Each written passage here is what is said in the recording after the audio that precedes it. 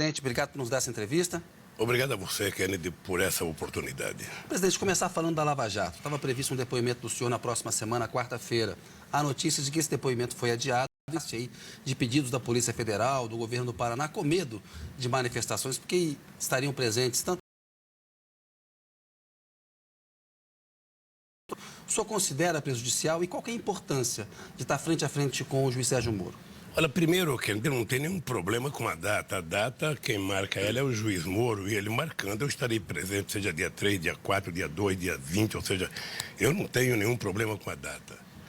Eu, aliás, estou muito com vontade de prestar esse depoimento, porque vai ser a primeira vez que eu vou ter uma oportunidade de, na frente do Moro e na fala das pessoas que me acusam também, poder dizer aquilo que eu penso, aquilo que eu sei, aquilo que eu fiz e poder contraditar aquilo que eles disseram que eu fiz. Porque é um depoimento em que eu não tenho que provar a minha inocência.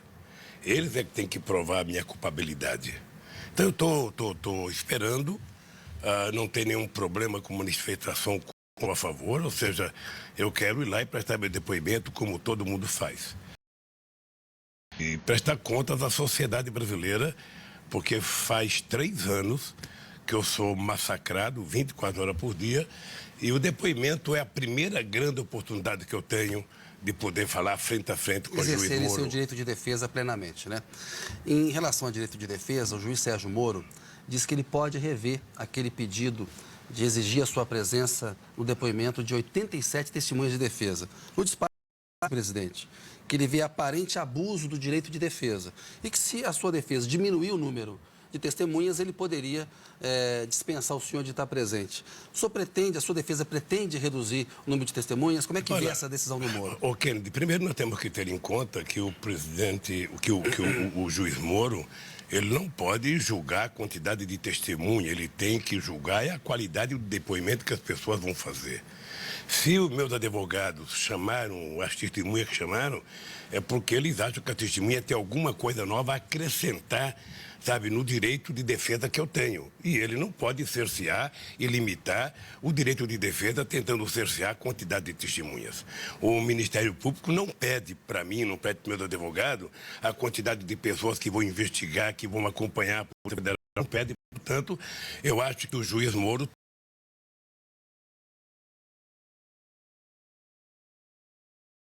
convoque a testemunha que quiser convocar para participar desse processo. E quanto à exigência da sua presença? Eu acho que não tem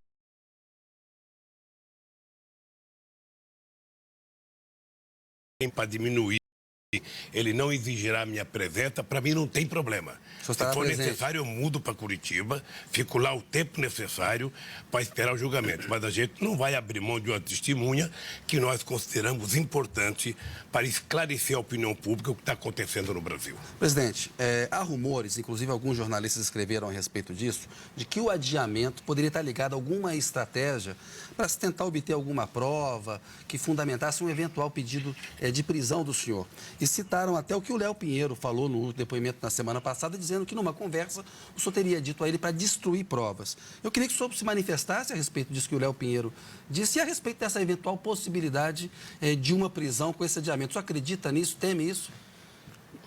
Kennedy, eu acho que alguém, para ser preso, alguém tem que ter cometido um crime. Alguém tem que ter cometido uma falta grave, um delito gravíssimo que justifica a prisão. Veja, primeiro nós temos que levar em conta a situação em que o Léo deu a sua delação, o seu depoimento. O Léo, ele deu um depoimento sem o compromisso da verdade. Todo mundo já escreveu nesse país, e você já leu em vários jornais, em vários blogs, que desde 2 anos atrás o Léo vem sendo pressionado a, em algum momento, citar meu nome. Aliás, todo mundo que é preso, todo mundo que é detido, a condição sine qua non para que os procuradores aceitem a delação é citar o meu nome. E o Léo, então, era o que todo dia a gente via nos blogs. O Léo foi chamado para prestar depoimento, mas estou exigindo que ele fale o nome do Lula. O Ministério Público não aceitou o depoimento porque ele não falou o nome do Lula. Além do que, o Léo está condenado a 26 anos de cadeia. E ele viu esse dia na televisão uma grande matéria sobre as pessoas que fizeram delação premiada vivendo uma vida de nababo. O cara está condenado a 26 anos de cadeia. O cara fala, bom, se tudo que eu fizer para sair daqui é fazer alguma futrica contra o Lula, eu vou delatar até a mãe, se for o caso. Agora, a lei da delação prevê que ele não pode mentir. Então, deixa eu lhe falar uma coisa. O Léo prestou um depoimento. E no depoimento ainda não fez uma delação. Então, veja, deixa eu lhe falar uma coisa. Eu não sei o que, é que vai ter na delação. Na delação... Está negociando. Na delação, tanto pode mentir, que teve muita gente que já mentiu, que já voltou para fazer outra delação. Porque a pessoa pode mentir à vontade. O Ministério Público aceita ou não. O que eu estou consciente, o Kennedy, é que já faz 3 anos que eu estou sendo investigado. Já investigaram, já arrombaram a casa dos meus filhos, já invadiram a minha casa, já levantaram o meu colchão, já levantaram minha conta bancária, já fruticaram a vida minha, a da coitada da Marisa quando era viva, ou seja, e até agora eles não encontraram R$1 na minha vida. Não encontraram um indício de corrupção. Querem continuar investigando? Pode continuar investigando. Pode fazer o que bem entender. A única coisa que eu desejo, que nesse processo todo, é que ao terminar todas as investigações, pode prender mais quantos empresários quiser, pode exigir que fale o meu nome quanto quiser, porque eu duvido, e vou falar olhando na tua cara e para a Câmara, eu duvido que tenha um empresário que diga nesse país que um dia o Lula pediu R$10 para eles. Duvido. E não pedi por uma única razão, porque eu não queria perder o respeito na minha relação com os empresários e não quero que eles perdessem o respeito comigo. Porque quando um candidato a presidente ou um presidente pede dinheiro para um empresário, ele perdeu a moral com aquele empresário. Então, eu mantive essa relação porque eu gosto de receber respeito e gosto de dar respeito às pessoas. Querem continuar investigando? Pode continuar, não tem problema nenhum. Agora, se não encontrar, a única coisa que eu peço é o seguinte, pelo amor de Deus, tenho a grandeza de utilizar a palavra desculpe ao povo brasileiro e digo o seguinte, ó, nós futucamos, cutucamos, voltamos a futucar e a cutucar e não encontramos R$1 de corrupção no Lula, então nós queremos dizer que pedimos perdão para ele. Se não fizer isso, lamentavelmente, não está se fazendo justiça nesse país. Presidente, a sua defesa sempre alega a parcialidade do Moro e dos investigadores. O senhor mesmo falou, as condicionantes para os delatores é sempre envolver o nome do Lula. O senhor se sente claramente, então, é perseguido pelo Ministério Público. E por que o Ministério Público faria isso em relação ao senhor? Por quê? Porque nós estamos vivendo um momento de excepcionalidade. Se você pegar as denúncias feitas contra mim, você percebe que elas fazem parte de um processo. Se você pegar agora esses últimos 30 dias, que vai chegando perto do meu depoimento, eles criaram um roteiro. Porque sabe qual é o grande problema da Lava Jato?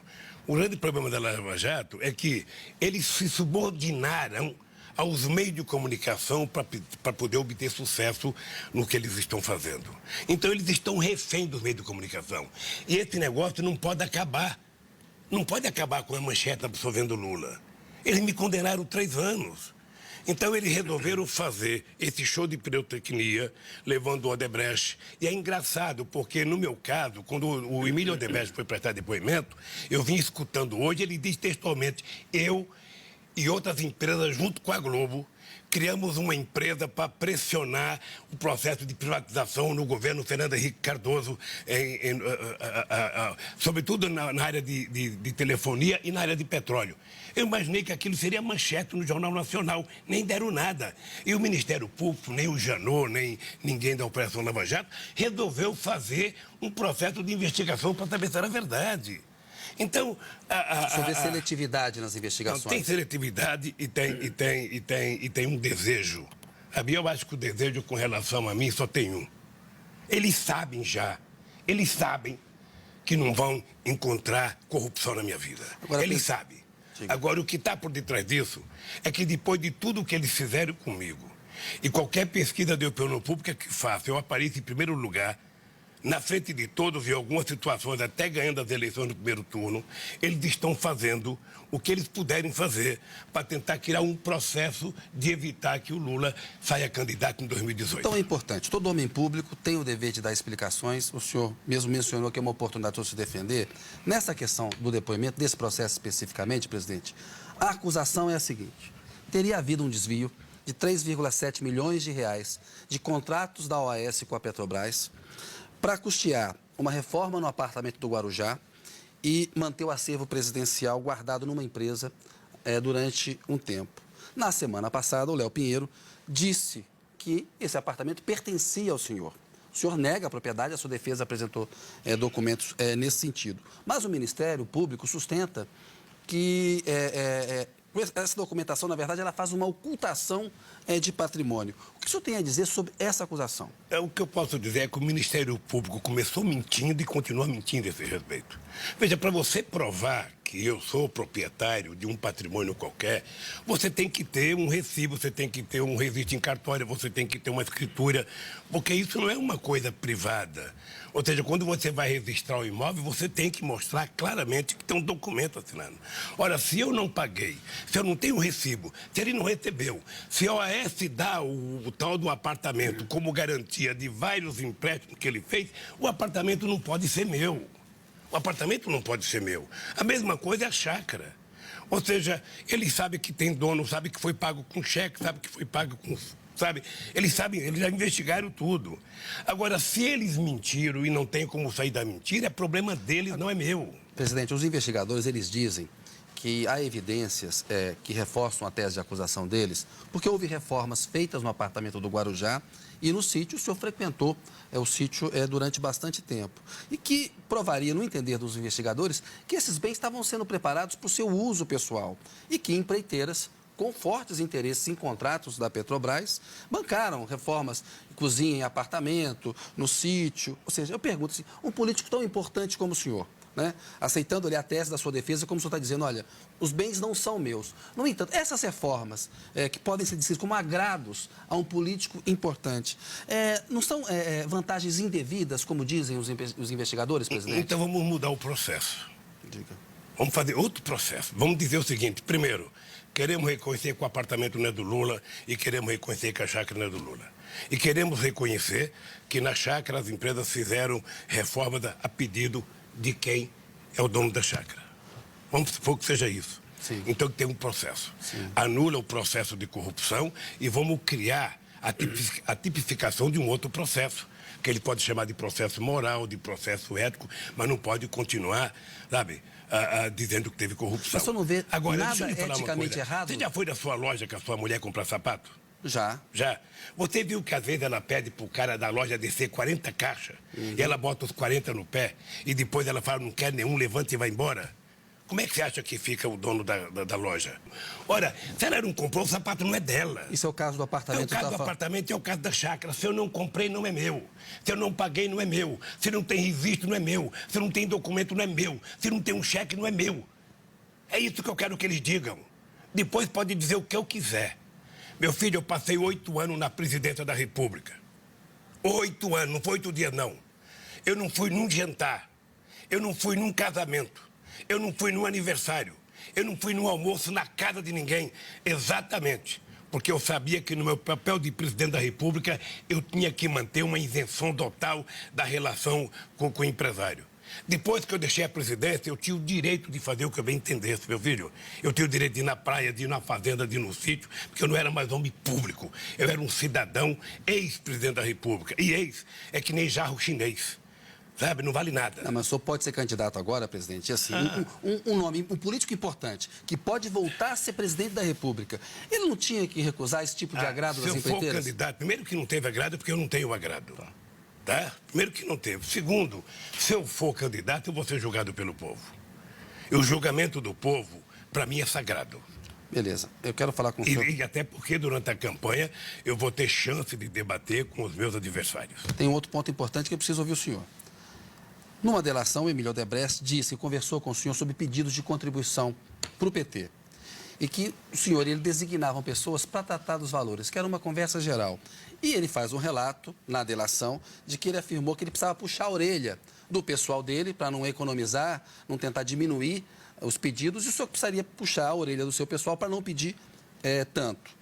Esse diálogo aconteceu e o senhor fez algum pedido de doação para o PT ao Emílio Odebrecht? Deixa eu dizer para você, vou até olhar, não sei se o Emílio está vendo, ou os procuradores que fizeram a pergunta para eles estão vendo. Eu tenho muita relação de amizade com o Emílio, como tenho com o Léo. E como tenho com outros empresários. Eu duvido que algum deles, não sei quais foram as condições que eles disseram, não sei quais foram as regras que impuseram a ele, mas eu duvido que o Emílio tenha, em algum momento, conversado comigo sobre dinheiro de campanha. Eu não permitia que se conversasse comigo e não conversava com ele sobre isso. por aquilo que eu te disse anteriormente. Eu queria manter uma relação de respeito. E se você estabelecer uma relação de pedir recursos, você cria uma relação de promiscuidade. E um presidente não pode ter relação promíscua. Eu vou te dizer mais. Se um presidente da República, qualquer que seja ele, for num jantar ou for num almoço e pedir dinheiro para empresário, ele não vai conseguir governar corretamente porque ele estabeleceu uma relação promíscua. E isso eu não aprendi na universidade, não. Isso eu aprendi na minha sobrevivência política.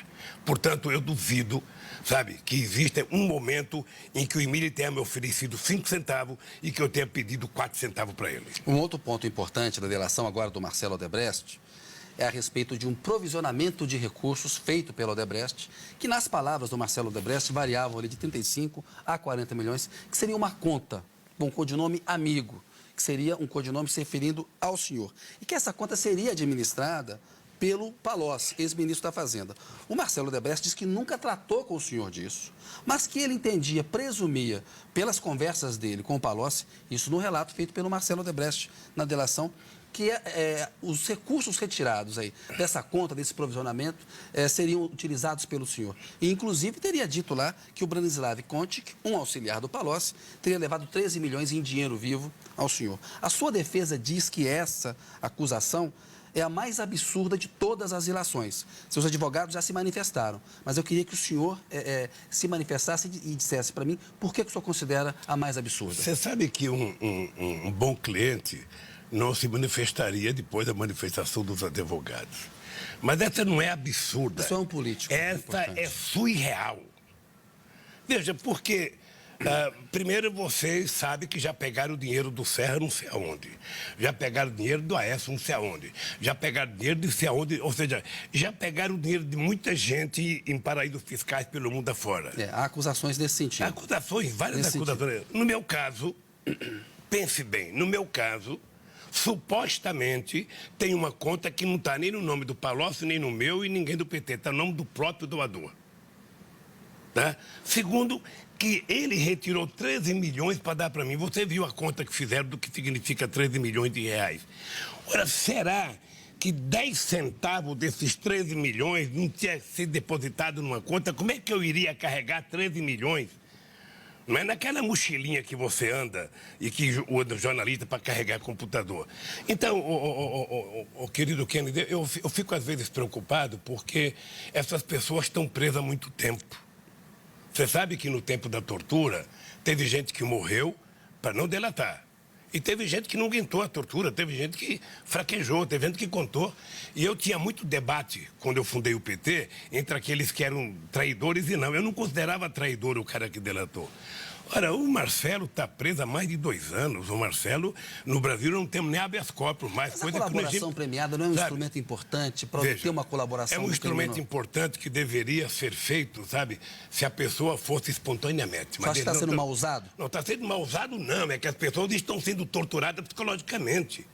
O Marcelo não se apresentou lá para fazer uma delação premiada. Ele está sendo coagido todo santo dia, é o que a gente lê na imprensa. É o que a gente lê do Léo, o que a gente lê do Marcelo e lê de outros. Agora é do Palocci, todo dia. O Palocci vai fazer delação, o Palocci vai fazer delação, o Bacari vai fazer delação, não tem quem fazer delação. Ou seja, todo dia é uma coação.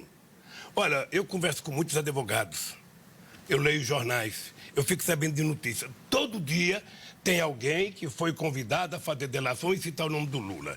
Todo dia alguém for preso, a primeira pergunta que se faz é sobre o Lula. Houve uma prisão lá em São Bernardo por causa do Museu do Trabalho. Quase todos os investigados, a primeira pergunta era se o museu era do Lula. Sabe? Então, há eu diria quase que uma caça às bruxas. Sabe, eu sinceramente não sei porque eu fui o melhor presidente da República para o Ministério Público, eu fui o melhor presidente da República para a Polícia Federal, eu fui o presidente da República e nos 12 anos de PT foi o momento em que nós mais fortalecemos as instituições de fiscalização, a Controladoria da República foi fortalecida, a Polícia Federal foi fortalecida, o Ministério Público ganhou um status de autonomia em que a gente indicava sempre o primeiro da lista para não permitir que ele fosse chamado de engavetador, sabe? Criamos a lei da transparência para permitir que o jornalista tivesse acesso a tudo. Então, se tem alguém Se tem alguém que criou o conceito de que a lei é para todos, somos nós do PT. E queremos ser julgados, nós não queremos evitar de ser julgados. Agora, o que nós queremos é que o julgamento se dê na base da prova. Eu quero que alguém prove. Não é possível que eu tenha o tanto de dinheiro que eles falam que eu tenho e eles não acharam um centavo meu. E já acharam de muitas outras pessoas que eles nem falavam. Eu tenho um valor na minha vida que eu não abro mão, que é o valor do orgulho de ser honesto. Eu aprendi com uma mulher analfabeta. Eu aprendi com uma mãe analfabeta que nasceu e morreu analfabeta. De que quando a gente aprende a andar de cabeça erguida, a gente não baixa mais a cabeça. Então, meu caro, o meu patrimônio é minha moral. Presidente. Então, por favor, querem continuar me acusando, me acusem, querem continuar denunciando. Agora, eu quero que vocês provem, porque tem milhões e milhões de brasileiros que querem saber se é verdade o que vocês estão falando. Não venham dizer para mim, ou seja, eu vou prestar um depoimento, eu não quero que a pessoa pergunte se eu fui ao Guarujá, se eu paguei um pedágio. Eu quero que a pessoa me mostre algum documento que diga que eu comprei apartamento. É isso que eles têm que fazer. O Lula foi no pedágio, não sei aonde. O Lula foi no pedágio.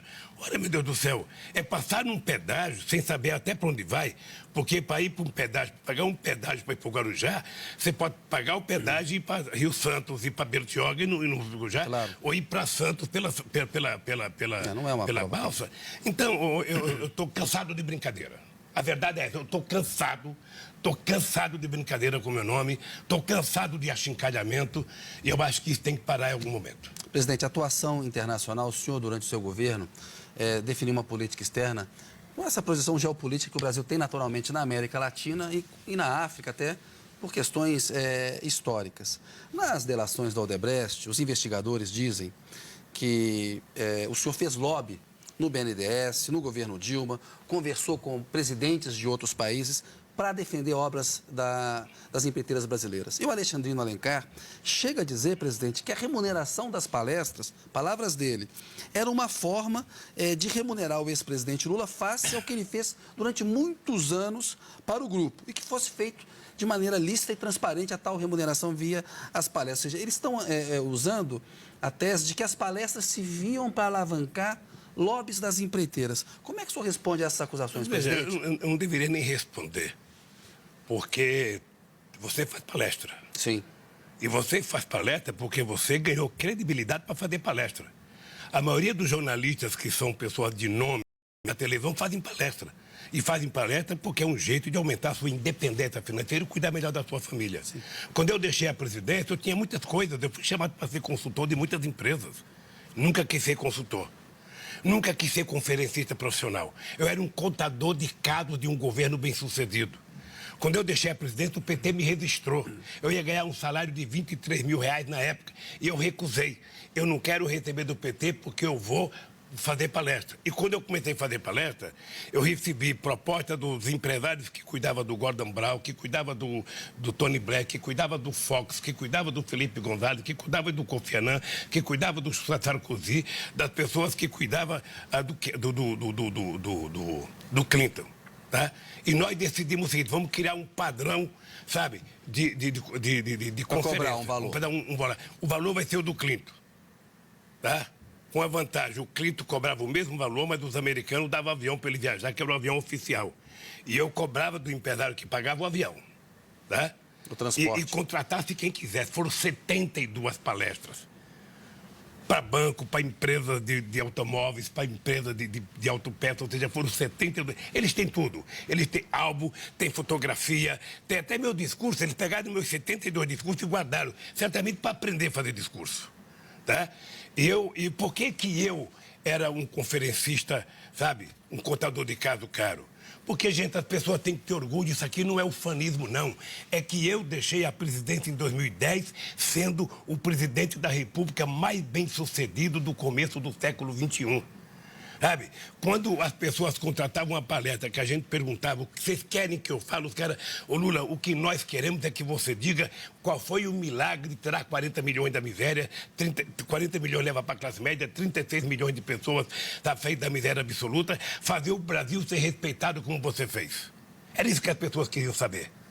E era isso que eu fazia. Fazia e fazia muito bem.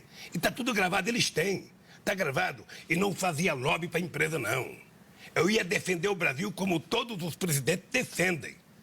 Agora, como o pessoal do Ministério Público, da Polícia Federal, parece que não tem nenhuma formação política, eles, na verdade, não estão julgando um erro pessoal, eles estão julgando um jeito de governar.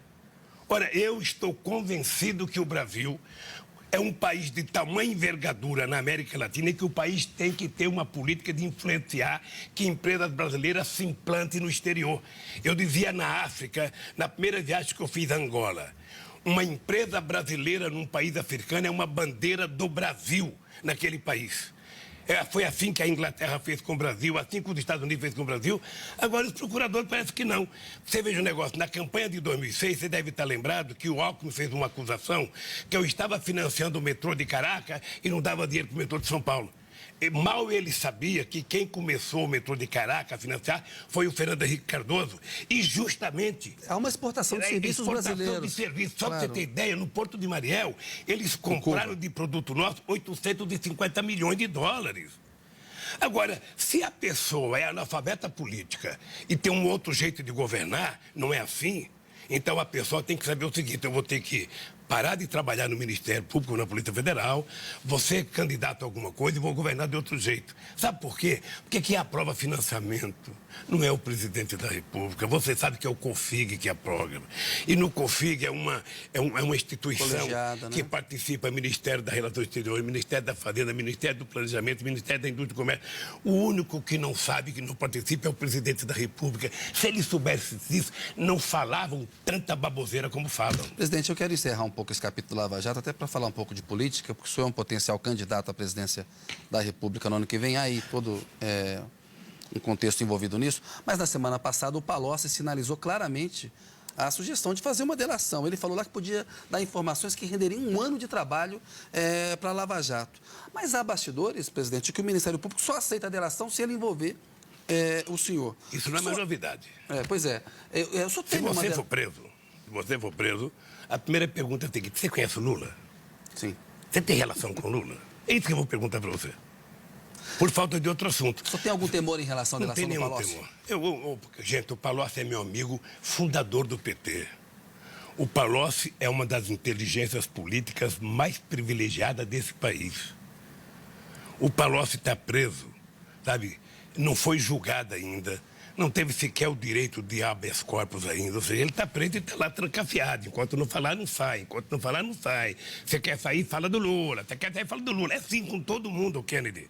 Agora, presidente... Então, querido, é o seguinte: eu não tenho nenhuma preocupação com a delação, sabe, do Palocci.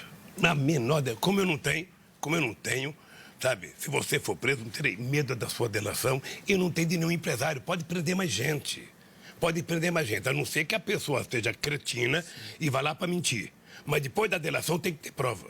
Presidente, o PT diz que a Lava Jato instaurou aí um processo de destruição de riqueza no país. A gente viu uma exposição da corrupção, até uma corrupção sistêmica. Partidos que usavam o argumento da corrupção contra o PT, como o PSTB, você vê figuras importantíssimas do PSTB sendo acusadas. Há também gente do PMDB. Os defensores da Lava Jato argumentam, presidente... De todos os partidos. De todos os partidos. Então, mas os defensores da Lava Jato argumentam que a exposição dessa corrupção sistêmica, e o ex-presidente Fernando Henrique até falou que a classe política brasileira está devastada, está destruída, que isso vai legar uma modernização do país e um país menos corrupto no futuro. O senhor não vê nada de positivo na Lava Jato? Não foi assim na Itália. Na Itália, o resultado da Operação Mãos Limpas resultou no Berlusconi. Você teme que o mesmo aconteça no Brasil? É lógico, porque você, veja, primeiro, todos nós, eu, você e 204 milhões de brasileiros somos favoráveis a qualquer processo de apuração de corrupção. É por isso que nós fortalecemos as instituições que verificam corrupção nesse país. E você sabe, como jornalista competente que ninguém fez mais nesse país para facilitar a apuração de corrupção do que nós, tá? E não fizemos para ficar fora, não. Ficamos porque o PT, sabe, tem que estar junto. Ou seja, o que acontece, a diferença é quando denuncia o PT, dizem que o PT pegou para o partido, diz que o PT pegou para a eleição. Brasileira. Agora, o que você está vendo nos outros partidos é conta pessoal. As denúncias são de conta pessoais, isso é muito mais grave. Então, o que eu acho? O PT, por exemplo, está defendendo que não haja financiamento privado mais em campanha. tá? Que o financiamento seja público e que a Justiça Eleitoral fiscalize e que os partidos sejam responsáveis pela distribuição interna do dinheiro. A briga que se dê internamente. Segundo, eu acho que nós precisamos de uma reforma política para acabar com o fisiologismo no Brasil. A Operação Lava Jato ela tem mérito na medida que está apurando a corrupção. Qual é a crítica que eu faço à Operação Lava Jato? É que o juiz Moro subordinou o sucesso da apuração à criminalização das pessoas na opinião pública pela imprensa. Ou seja, quem sabe das coisas não são os advogados de defesa. Quem sabe das coisas é a imprensa primeiro. Primeiro a imprensa sabe, ela execra as pessoas na opinião pública e depois facilita o trabalho de condenação das pessoas. É isso que eu condeno. Eu condeno porque todo mundo tem direito de defesa, todo mundo tem que viver democraticamente nesse país e é um processo seletivo na denúncia. Eu acabei de dizer da denúncia do Emílio Odebrecht sobre a empresa que ele criou com a Globo para interferir nas privatizações no governo Fernando Henrique Cardoso. Eu não vi ninguém investigar isso. Aliás, não deu notícia em jornal nenhum. Imagina se fosse o Lula. Era manchete. Então, querido, eu acho que se um juiz precisa da imprensa condenar as pessoas publicamente para poder ele ter razão, nós precisamos repensar o papel do Poder Judiciário. Presidente, quero falar com o senhor sobre a sua eventual candidatura à presidência da República. Você sempre diz assim, se o PT quiser eu posso ser candidato, eu estou ficando com vontade de ser candidato. Eu queria que o senhor fosse mais claro a respeito disso, porque há duas condicionantes aí. Uma política, que é um desejo do senhor de ser candidato. Se o senhor quiser ser candidato, o PT lançará o senhor. E há a questão jurídica, porque há uma expectativa de que o Moro provavelmente condene o senhor. É o que todo mundo diz, né? Mas, enfim, há essa expectativa. E se houver uma condenação em segunda instância, isso o senhor teria que recorrer ao STJ, ao STF, para manter as suas condições de elegibilidade. Se o senhor, presidente, tiver condições jurídicas de ser candidato, o senhor já tomou a decisão política de ser candidato? O senhor será candidato? Primeiro, eu vou ter condições jurídicas de ser candidato, porque não há nenhuma razão jurídica para evitar que eu seja candidato. Aí seria melhor eles terem coragem de dizer o seguinte, olha, vamos dar o segundo golpe nesse país e não vai ter eleição em 2018. Acontece. E o senhor será candidato? Que todas as pesquisas de opinião pública feitas por eles até agora indicam que se eu for candidato, eu tenho possibilidade de ganhar as eleições no primeiro turno.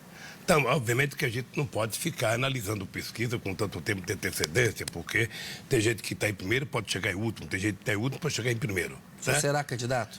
Obviamente, na situação que está, eu serei candidato. E vou te dizer mais, eu agora quero ser candidato. É importante, eu agora quero ser candidato a presidente da República, porque na situação que o país está, sabe, sem nenhuma falta de modéstia, as pessoas sabem que eu sei. As pessoas sabem que eu já fiz e as pessoas sabem que eu posso consertar esse país. E para começar a consertar esse país, nós primeiro temos que fazer com que o povo volte a ter confiança nele próprio. Segundo, o governo precisa ter credibilidade. E credibilidade é preciso alguém ser eleito democraticamente pelo povo. Então, eu sei, e eu digo para todo mundo, quer resolver o problema do país? Vamos incluir os pobres outra vez no orçamento. Aí você tem que ter política de geração de emprego, de distribuição de renda e não fazer o que estão fazendo, jogar a culpa da desgraça em cima do pobre outra vez. E todas as medidas que estão fazendo é para favorecer os ricos. Presidente, quero falar também de questões políticas importantes, como a reforma trabalhista da Previdência. Mas antes, ainda nessa política eleitoral, há um setor do empresariado bastante seduzido pela hipótese de o João Dória, prefeito de São Paulo, ser candidato à presidência. E o abalo que a Lava Jato provocou em figuras como o Aécio, o Serra e Alckmin estão reforçando quase que naturalmente dentro do PSDB essa eventual candidatura do Dória. O Dória tem criticado muito o senhor, diz que o senhor e o PT são responsáveis pelo maior esquema de corrupção da história, palavras dele, e que são responsáveis também pela crise econômica, pelos 13 milhões de desempregados, que esse desarranjo econômico começou lá atrás no governo do senhor.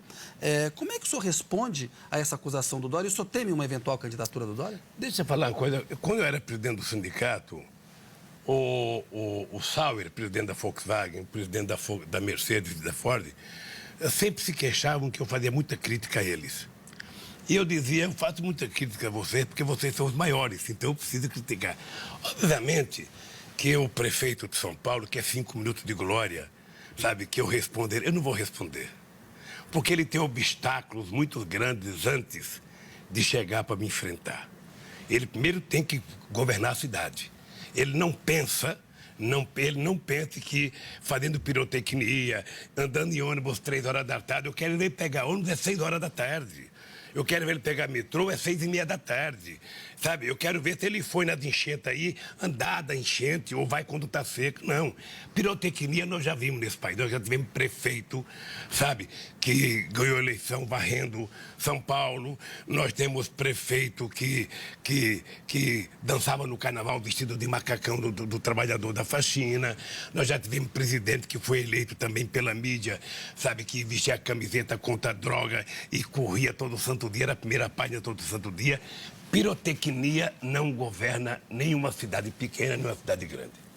Eu acho que esse prefeito que você falou, que disse que era um grande gestor, até agora não fez absolutamente nada de gestão. Ele está fazendo pirotecnia e ninguém sobrevive com pirotecnia. Portanto, é o seguinte, você, meu caro, vai ser analisado pelo seu mandato de 4 anos. Governe. Se você governar e ganhar credibilidade, você pode dar o salto que você quiser. Mas não ache apenas que o agrado da imprensa, o agrado de banqueiro, sinceramente, se alguém for candidato do banqueiro, é esse que eu quero enfrentar. É esse que eu quero enfrentar. Eu quero enfrentar um candidato dos banqueiros, sabe, que ao mesmo tempo seja candidato da Globo. Quero enfrentar. Sabe? Quero enfrentar, assim, sabe, com a chave Lulinha, paz e amor. Porque eu vou lhe contar uma coisa. Esse discurso está um discurso de guerra. Eu não sei, não é de guerra, não. De guerra eles fazem contra mim. Eu estou sempre de paz. Eu sou que nem os coitados do vietnamista.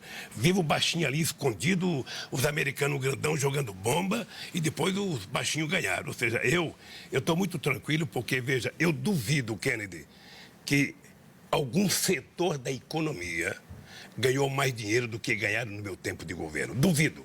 Dos trabalhadores aposentados aos mais humildes trabalhadores desse país, aos maiores empresários desse país. Duvido. Porque eu, na verdade, quando dizem que eu fiz um governo de conciliação, eu fiz um governo de conciliação com o povo brasileiro. Foi o período que teve menos greve, foi o período que teve menos ocupação de terra no campo, menos ocupação de terra na cidade, menos mortalidade infantil, menos evasão escolar, sabe? Você arrepende de ter feito um governo de conciliação com as elites? Não, eu fiz um governo de conciliação com o povo. É muito mais importante. Veja, poucas vezes esse país teve um presidente que transitava em todo o setor da sociedade.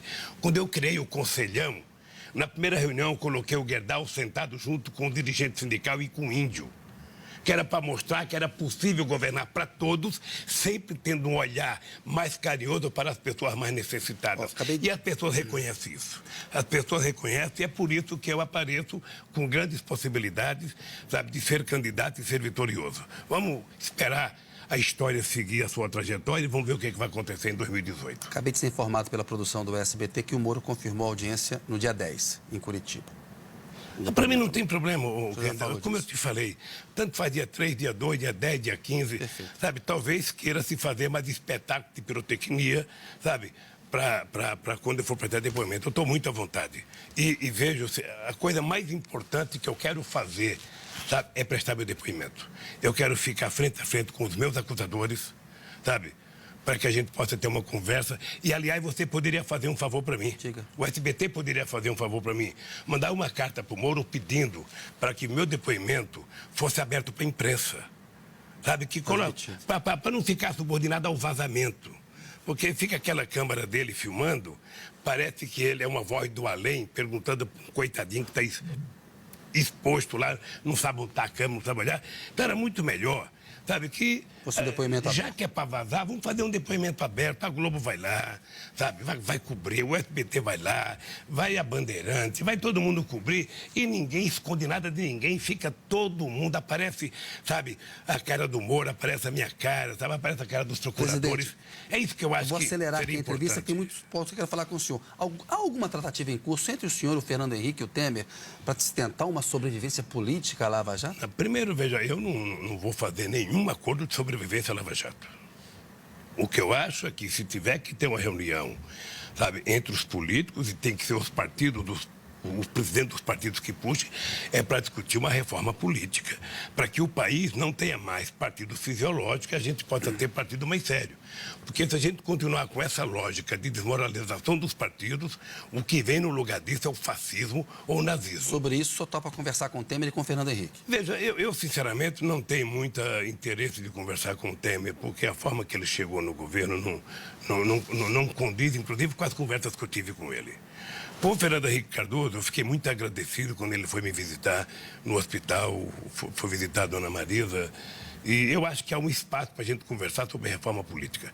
E também discutir sobre economia, não tem nenhum problema. Eu quero rapidamente, presidente, o mercado financeiro tem muita descrença num eventual novo mandato do senhor, falando, o Lula agora está com um discurso que ele vai fazer mais intervenção estatal, ele não vai ter aquela responsabilidade fiscal do primeiro mandato. Um discurso do senhor vai ser um eventual governo do senhor, ele vai fazer mais intervenção na economia? Deixa eu te falar, primeiro que responsabilidade fiscal não é motivo de orgulho, ou seja, é obrigação. Eu vou dizer para você o que eu dizia quando era presidente. Minha mãe, ela recebia o olerite de pagamento, um envelope naquele tempo, fechado com o dinheiro de todos os meus irmãos. Ela contava o que era para pagar padaria, o que era para pagar luz e tal, e sobrava, ela distribuía um pouquinho para cada um. Não gastem mais do que vocês ganham. Ou seja, o mercado não deve temer o senhor. Essa é a minha lógica. O mercado pode temer, sim. Pode Sabe temer. por quê? Porque o Banco do Brasil vai voltar a ser banco público. Porque a Caixa Econômica vai voltar a ser banco público. Porque o BNDES vai voltar a ser banco público. Eles têm que saber disso. Tá? Tem que saber disso. Esses bancos salvaram a economia em 2009. E a política fiscal? Meu caro, a responsabilidade é comigo. Eu provei quanto que eu diminuí a dívida pública, eu provei quanto a economia brasileira cresceu, e no pior momento da economia brasileira, na crise de 2008, eu fui para a televisão, assumi um discurso de 8 minutos para dizer para o povo, olha, compre com responsabilidade, porque se você não comprar, a economia vai piorar e você vai perder seu emprego, sabe? E isso foi o maior sucesso, que os pobres compraram mais do que os ricos. Presidente, o senhor fez uma... A questão da... Eu não aceito lição de moral de banqueiro sobre responsabilidade fiscal. Quem não tem responsabilidade são eles, que cobram a taxa de spread do cartão de crédito que eles cobram. Altíssima. Sabe? Presidente, o senhor fez uma reforma da Previdência quando esteve no poder. O senhor discutia e defendia lá no sindicato de São Bernardo essa coisa de o acordado valer sobre o legislado. Por que o senhor se opõe hoje às reformas da Previdência e trabalhista? Deixa eu te dizer uma coisa. Quando a gente fala em reforma, a parte mais pobre da população, que vai ser vítima da reforma, ela pensa que é para melhorar. Ora, é assim que você fala de fazer reforma da sua casa, é assim que você fala de fazer reforma da sua roupa. É assim que é o argumento do governo. Se não fizer reforma da Previdência, agora, veja, o que vai acontecer? O que vai acontecer? Veja, primeiro, eu provei, e os números provam, que de 2004 a 2014, no meu governo e no da Dilma, a Seguridade Social cresceu, a receita cresceu 54,1% e foi superavitária. É importante ter crescimento. Sabe por quê? Porque se criou 22 milhões de empregos, porque o crescimento real do salário era de 3,5%, porque o salário mínimo aumentou e porque houve informalização de 6 milhões de pequenas empresas e de milhões de trabalhadores. Então a economia cresceu muito e cresceu o dinheiro da Previdência. Você não faz reforma em crise jogando a culpa na crise. Você faz reforma juntando as partes e negociando o que é possível. E para que você quer a reforma? Ora, a reforma trabalhista que eles estão fazendo é, na verdade, rasgar a CLT, é acabar com a justiça do trabalho para que o trabalhador fique refém do empresário. E todo mundo sabe que no Brasil nós temos apenas meia dúzia de sindicatos capazes de sentar com os empresários e negociar a igualdade de condições. Um deles é o sindicato do metalúrgico do ABC, outro é o sindicato dos bancários. Muitos outros não têm capacidade de negociar, não têm estrutura para negociar. Então, se você rasga a CLT, se você acaba com a justiça do trabalho para fazer a reforma trabalhista, você estará voltando ao começo do século XX, em que os trabalhadores não tinham direito. O que o senhor acha, Coronel? Então, deixa eu só repetir uma coisa. Diga. O legislado, ele vale, sabe, menos do que o negociado quando o sindicato é forte para negociar. Tá? Aquele Segundo, sindicato de carimbo, a Previdência é um absurdo que eles estão fazendo, porque todos os indícios da reforma da Previdência é para jogar a desgraça do custo da Previdência nas costas do povo pobre. Mas onde? Está no tempo longo de contribuição, passar de 15 Olha, para só 25? tem um remédio. Se o Temer tivesse ouvindo a gente, seria tão bom. Certamente ele o ouvirá. Meirelles, sabe? Sabe para quê? Sabe, querem resolver o problema de dinheiro da Previdência, a economia tem que voltar a crescer, pelo amor de Deus. Para a economia voltar a crescer, a União tem que voltar a ter capacidade de investimento. Os estados têm que ter capacidade de investimento. As prefeituras têm que ter capacidade de investimento. Os empresários privados têm que querer colocar dinheiro no mercado. É preciso que a gente tenha em conta isso. Mas a política econômica da Dilma não tirou essa capacidade de investimento do governo, dos estados e dos municípios? Veja, deixa eu lhe falar. A Dilma começou equivocadamente o segundo mandato de 2015, fazendo a proposta de reforma que ela fez. Agora, por que ela fez? Você é um jornalista político que vai saber o seguinte. Se você analisar bem, em 99, no começo do segundo mandato do Fernando Henrique Cardoso, com a política cambial desastrosa, você chegou à mesma situação da Dilma, correto? E o Fernando Henrique Cardoso, inclusive, chegou a 8% de intenção de voto. Qual foi a diferença da Dilma e do Fernando Henrique Cardoso? É que a Dilma tinha o Eduardo Cunha querendo prejudicá-la, não votando nada. E o Fernando Henrique Cardoso teve o Temer, presidente da Câmara, votando tudo para facilitar. Se o Eduardo Cunha tivesse votado a reforma da Dilma com a pressa que ela queria, a gente não teria chegado onde nós chegamos. É importante lembrar que a Dilma mandou uma medida provisória revogando as desonerações. Porque entre 2011, 2014, 2015, foram feitas 548 bilhões de dinheiro de invenção fiscal. Acabou com a política fiscal. Aí estava entrando menos dinheiro do que saindo.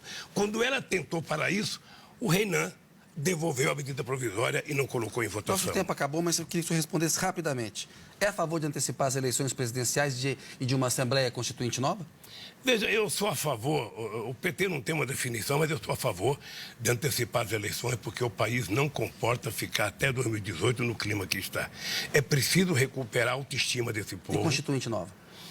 Veja, é preciso que a gente pense o momento político, porque uma Constituinte nova pode dar uma parte do mesmo deputado que estão aí, e eu acho que não seria interessante. Pode jogar fora a conquista de 88. É preciso que a gente crie um outro momento político. O que é importante é que a gente chame a sociedade brasileira à responsabilidade. Não adianta ficar xingando os políticos se você votou nele na eleição passada.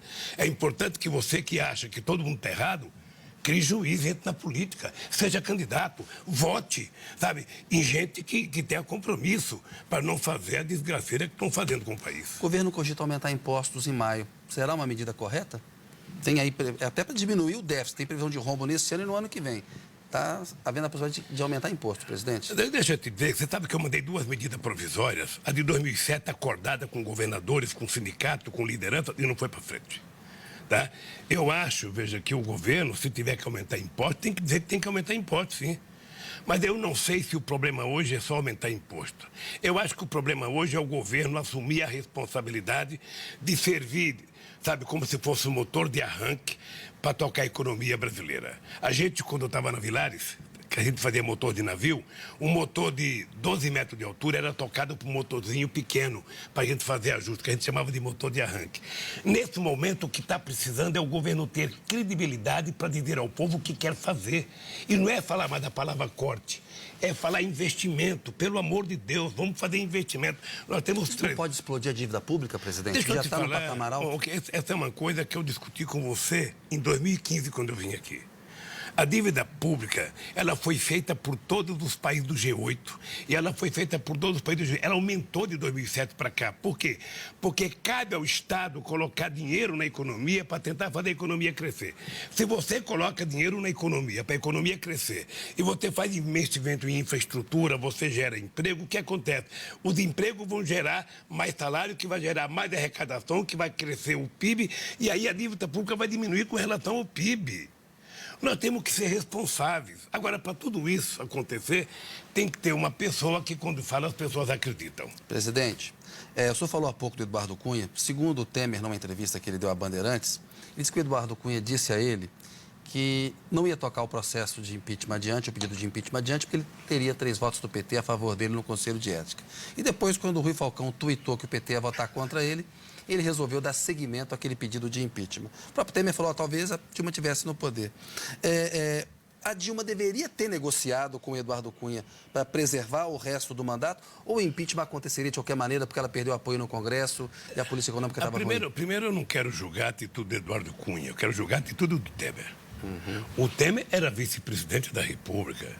E ele deveria ter dito para o Cunha, não, você não pode fazer isso porque é inconstitucional.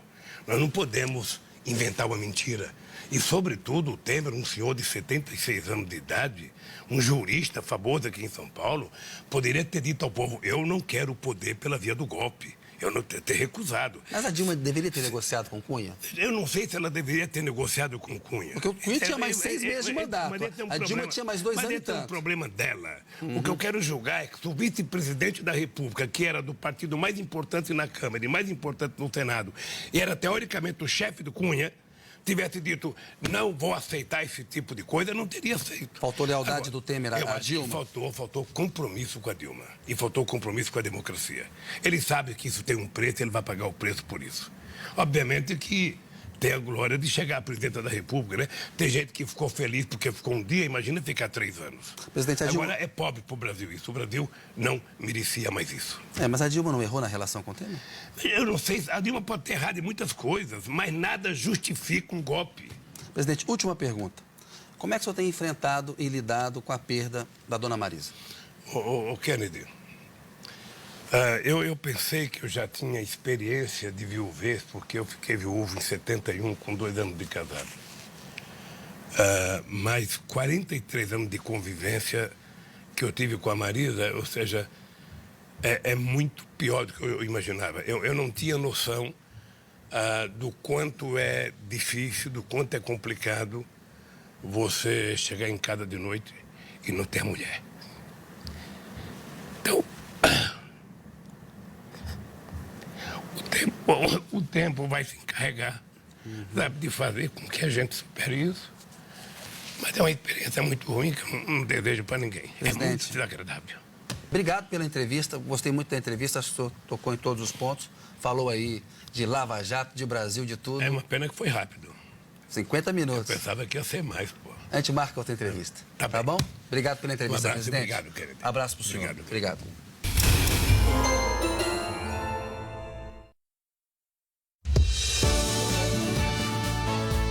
Já quitou o seu carnê? Tá com o carnê quitado? Então você vai entrar no www.baú.jequiti.com.br. Por quê? Você tem que resgatar os seus perfumes da Jequiti, tá na hora. E agora vamos ver quem pode ganhar até 20 mil reais, mas tem que estar rigorosamente em dia. Daqui, deixa eu ver. Escolheu o número 1, número 3 e o número 4. A Lívia MD Costa, ela mora na rua Barão do Rio Branco, 897. E é no Pará, se eu não me engano, Marabá. É isso? É isso mesmo, olha só. Lívia, se você estiver rigorosamente em dia com as mensalidades do carnê, você pode ganhar até 20 mil agora. Vamos lá. Vem letra estrela no 3, vamos ver. 5 mil, vai. 5 mil.